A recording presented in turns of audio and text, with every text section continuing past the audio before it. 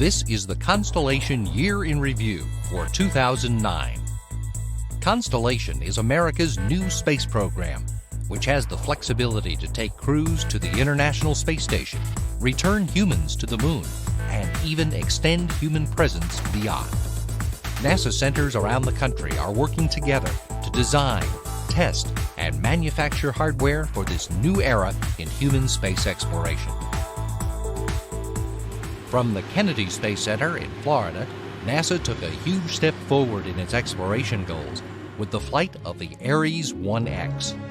An unmanned test vehicle, the Ares 1X was loaded with 700 sensors to monitor every aspect of the flight, providing engineers with volumes of data to be used to improve the design and safety of the next generation of human spaceflight vehicles. Ignition and liftoff of Ares 1X. At liftoff, the over 300-foot rocket produced 2.6 million pounds of thrust, accelerating to near hypersonic speeds. The flight test included separation of the first and second stages, monitoring of controllability and aerodynamics, and the re-entry and recovery of the first stage solid rocket booster. Ares 1X not only tested the rocket design, but also provided an opportunity to test facilities and ground operations.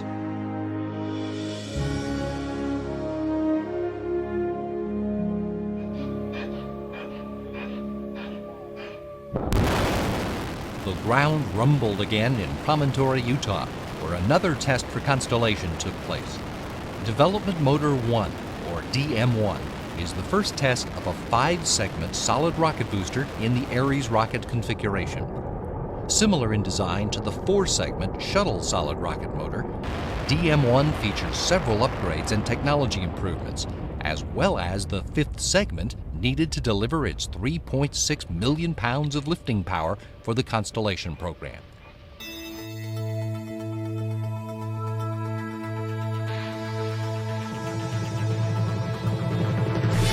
Other rocket tests, including the firing of the first stage igniter and the ullage motor test, further advance the development of hardware as it moves from the drawing board to the test stand. The crew exploration vehicle for Constellation is called Orion. Orion borrows its shape and aerodynamic performance from Apollo. However, the new spacecraft is greater in size than Apollo, featuring updated computers, life support, electronics, heat protection, and other systems. This year, Orion completed its preliminary design review. This major milestone in the spacecraft's development approves how all of the systems of Orion will work together when built. At the NASA Michoud Assembly Facility in New Orleans, Louisiana, construction continues on the Orion Crew Module ground test article. The full-sized module will be tested in a variety of ground-based simulations designed to recreate the Orion flight environment.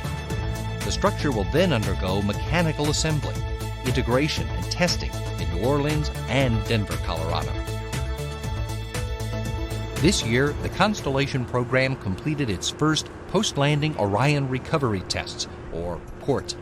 Simulating a recovery in the open ocean, PORT not only reveals to engineers how the spacecraft will behave in these conditions, but also gives recovery teams their first experience with recovery procedures and gear. Sitting on top of Orion is the launch abort system, designed to pull the crew to safety in the event of an emergency on the launch pad or in the early stage of the climb to orbit. Preparations are in full swing for the first test of the multifaceted launch abort system. Called Pad Abort 1, the test simulates an abort while still on the launch pad. Components include an abort motor, which pulls the Orion spacecraft from danger, an attitude control motor, which provides directional control, and a jettison motor that separates the system from the crew module. The Pad Abort 1 test will take place at the White Sands Missile Range in Las Cruces, New Mexico. A 92-acre launch facility has been developed to support this and other Orion flight tests.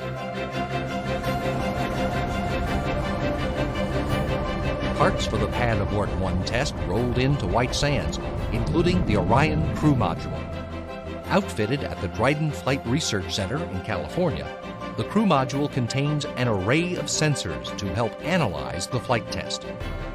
The crew module joins the abort motor, jettison motor, and other launch abort system components, which will all be assembled together for the test.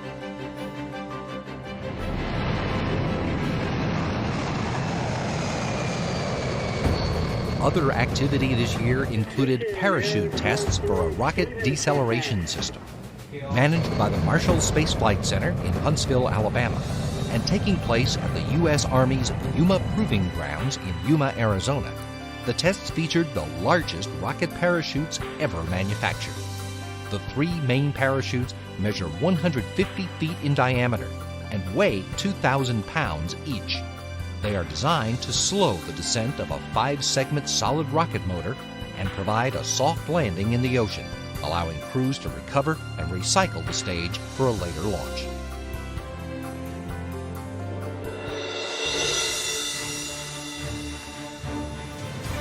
Constellation is engaging the talents of engineers, scientists, and manufacturers across the country, with every NASA center involved with its development.